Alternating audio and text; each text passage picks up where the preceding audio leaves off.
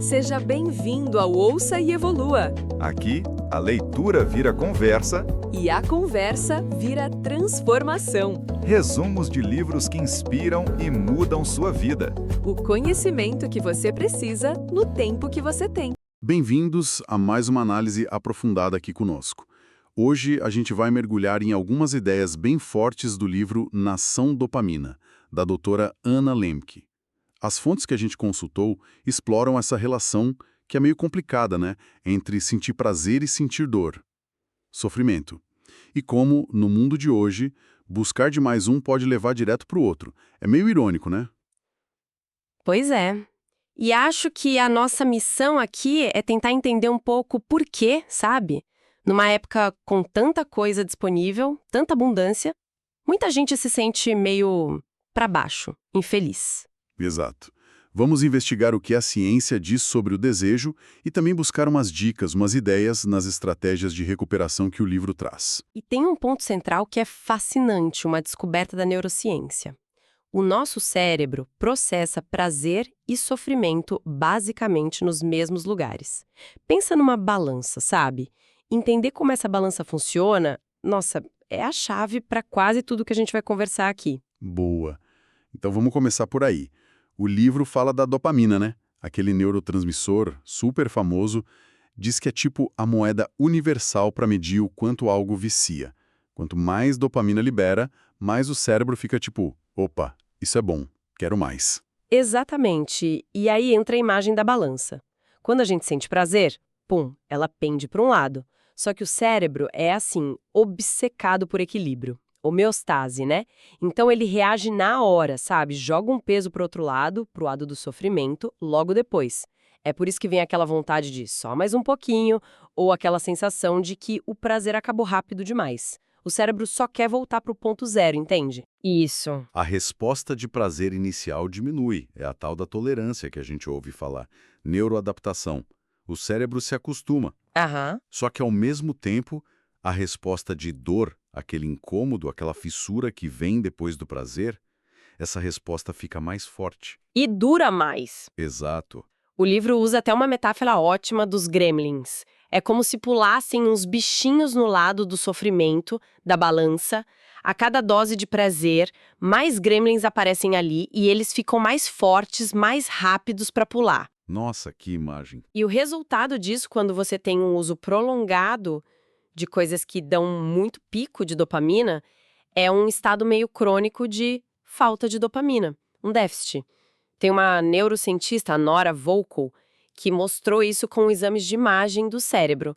Em pessoas com dependência, mesmo quando elas param de usar, sabe? As áreas de recompensa ficam meio apagadas. Sério? Apagadas como com atividade de dopamina bem reduzida.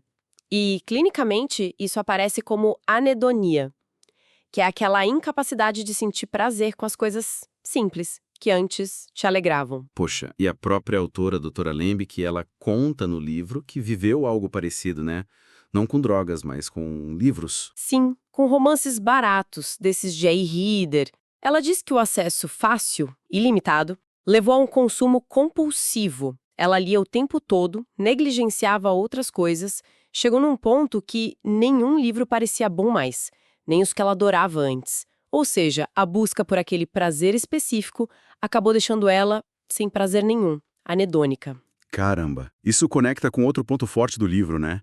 Que é o mundo moderno. Esse hiperacesso a tudo que libera dopamina. Totalmente. O livro até chama isso de capitalismo límbico, uma expressão forte, né? É forte. Uma economia que basicamente lucra explorando nossos circuitos de recompensa cerebral. E a tecnologia, claro, turbinou isso. Não só o acesso, mas a variedade, a potência dos produtos dopaminérgicos.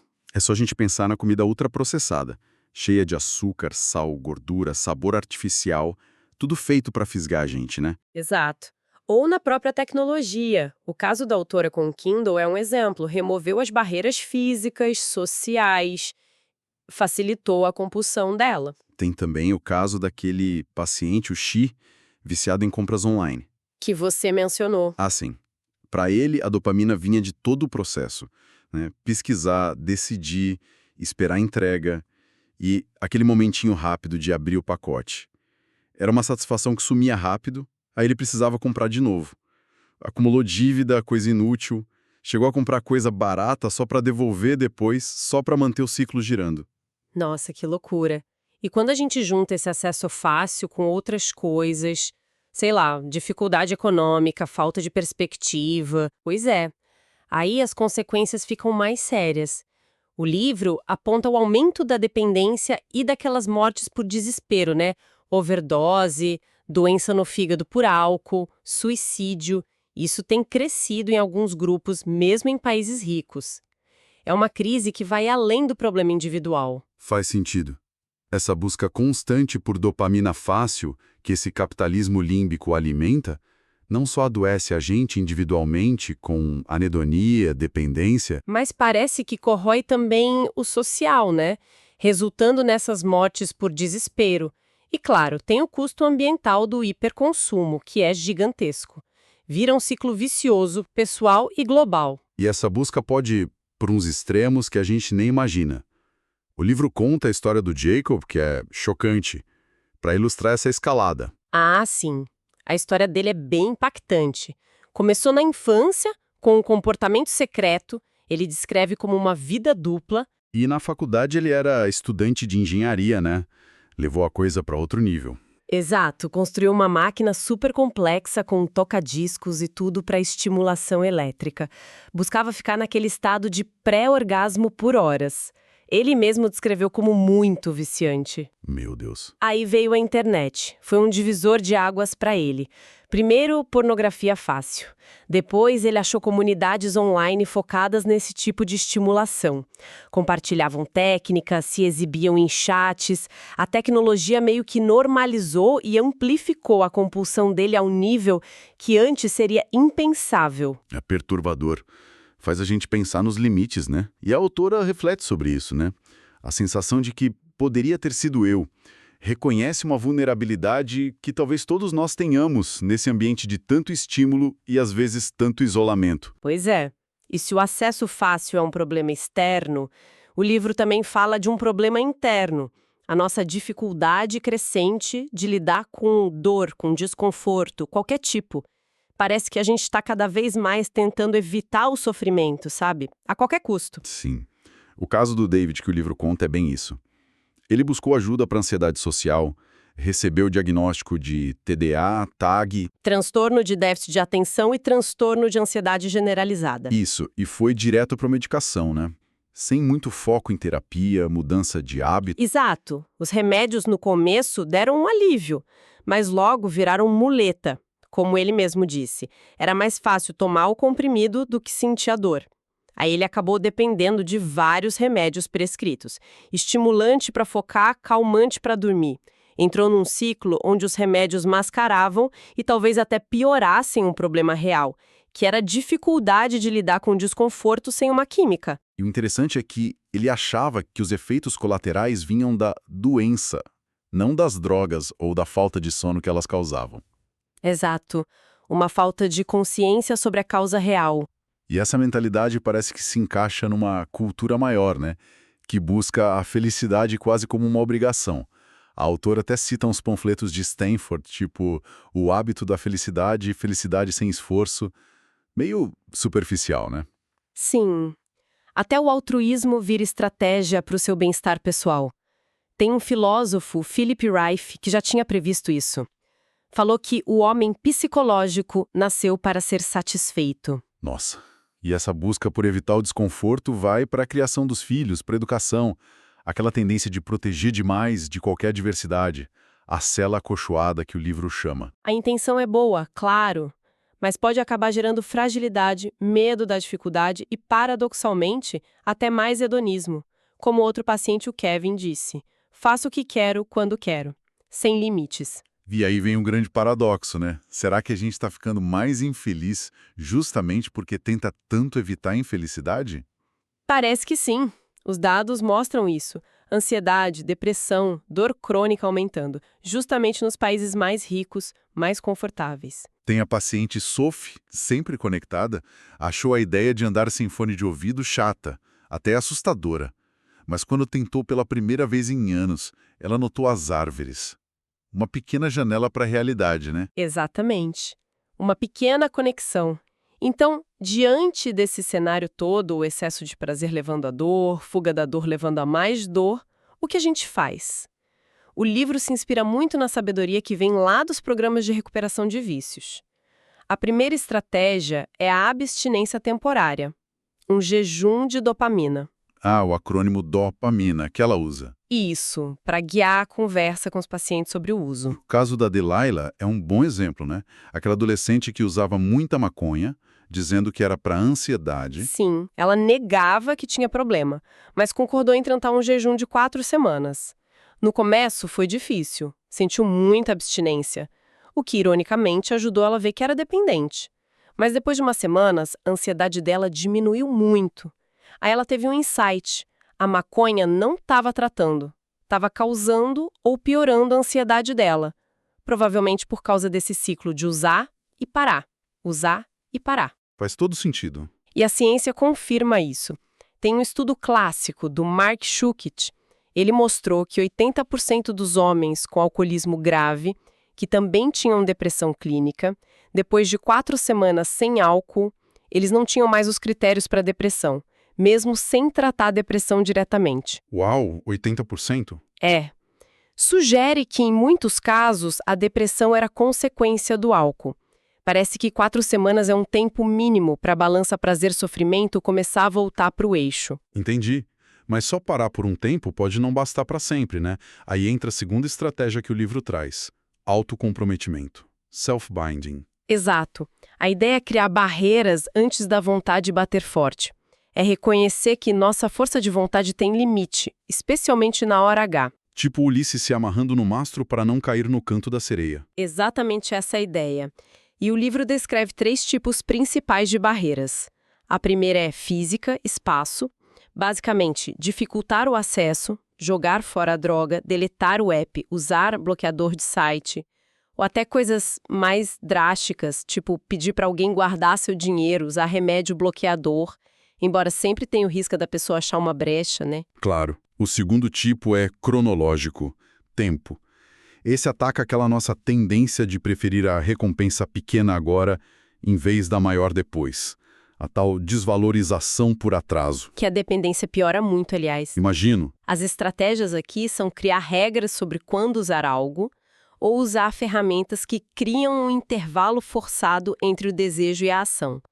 O paciente Mohammed, por exemplo, ele estabeleceu regras bem estritas sobre horários e dias para usar maconha. E o terceiro tipo? É o categórico, significado. Aqui, a barreira não é física nem de tempo, mas conceitual. É evitar não só a droga principal, mas também os gatilhos associados, tipo o viciado em aposta, que para de ver ou ler sobre esporte. O desafio é que as categorias podem mudar, né? O sem glúten pode virar junk food também. Entendi. A tal cerveja totêmica da Jasmine é um exemplo disso, né? Deixar uma única cerveja na geladeira como símbolo da escolha de não beber. Muda o significado da categoria álcool em casa. Exatamente. É um truque mental interessante nessa linha. Muito bom. Se proteger de si mesmo. Mas o livro vai além dessas barreiras externas. Propõe uma ferramenta interna que parece muito poderosa. A honestidade radical. Ah, sim. Falar a verdade. Principalmente quando é difícil, quando deixa a gente vulnerável. Parece simples, né? Mas o impacto é enorme. Primeiro, aumenta a consciência. Só de verbalizar um comportamento, tirar ele da sombra, da negação, já é um passo gigante. A autora mesmo conta que só se tocou do problema com os romances quando teve que descrever para alguém. Faz sentido. E segundo? Segundo, cria conexão íntima de verdade. A gente acha que mostrar as falhas vai afastar as pessoas, né? Mas geralmente a vulnerabilidade autêntica gera empatia, proximidade. Como quando Jacob contou para a esposa aquele detalhe super embaraçoso da compulsão dele. Ele esperava rejeição, mas ela abraçou ele pela honestidade. Que bonito isso. Essa conexão libera ocitocina, que também libera dopamina. A intimidade vira uma recompensa saudável. Claro, é diferente daquela divulgação pornô, que é manipuladora. Entendi a diferença. E o terceiro ponto da honestidade? Gera responsabilização. Contar nossa história de forma honesta tira a gente do papel de vítima passiva. Nos coloca como agentes da nossa própria vida. E isso é central no A, né? Com inventário moral, admitir os erros. Combate o falso self, aquela imagem perfeita que muita gente tenta projetar ainda mais hoje com rede social. E tem um quarto ponto ainda, né? Sim, a honestidade é contagiosa e promove confiança. Quando a gente é honesto e vê honestidade nos outros, o mundo parece mais seguro, uma mentalidade de abundância. Mentira gera desconfiança, aquela sensação de que a gente precisa se proteger o tempo todo, uma mentalidade de escassez. O caso do Drake é interessante. Assumiu a culpa por dirigir bêbado, mesmo contra o conselho do advogado. Enfrentou as consequências, mas sentiu que a honestidade foi libertadora. E talvez até preventiva para problemas futuros. Exato. Agora chegando numa das ideias mais contraintuitivas do livro, a de que buscar ou aceitar um certo nível de sofrimento pode, na verdade, ajudar a equilibrar a balança. É o tal conceito de hormese, né? Doses moderadas de estresse fortalecem o sistema. Isso. A lógica é, se você pressiona intencionalmente o lado da dor na balança, o cérebro é forçado a compensar. Ele libera dopamina e outras substâncias de bem-estar de forma indireta e talvez mais duradoura. Exemplos disso seriam o quê? A imersão no frio? Sim, a terapia de imersão no frio, como aquele paciente Michael, ele sentiu uma euforia depois da dor inicial, que era super intensa. Ou o exercício físico. É estressante no curto prazo, mas super benéfico a longo prazo. Faz sentido. Exemplos são a terapia de exposição para fobias, como o David, que superou a ansiedade social se forçando a interagir. Ou até práticas como a acupuntura. É usar um desconforto controlado para ter um benefício maior. Mas tem um risco aí também, né? A dor pode viciar. Com certeza. O próprio Michael percebeu que estava buscando desafios cada vez maiores com o frio. Parecia um padrão de dependência. O equilíbrio é a chave de tudo. Entendi. E para fechar as estratégias, o livro fala da vergonha pró-social. E aqui a distinção é super importante, né? Diferente da vergonha tóxica. Crucial. A vergonha tóxica é aquela que isola, humilha e muitas vezes acaba perpetuando o comportamento. Como no caso da Lori, que a comunidade religiosa dela reagiu super mal quando ela confessou uma recaída. E a pró-social? A pró-social funciona diferente. Ela acontece num contexto que, primeiro, aceita que errar é humano, faz parte, mas que também oferece um caminho claro para a pessoa reparar o erro e se reintegrar no grupo. O AA é um modelo disso. Admitir uma recaída não te expulsa. Pelo contrário, fortalece o grupo, reafirma as normas, permite a empatia. A rigidez em algumas regras, na verdade, serve para manter o compromisso do grupo. Interessante.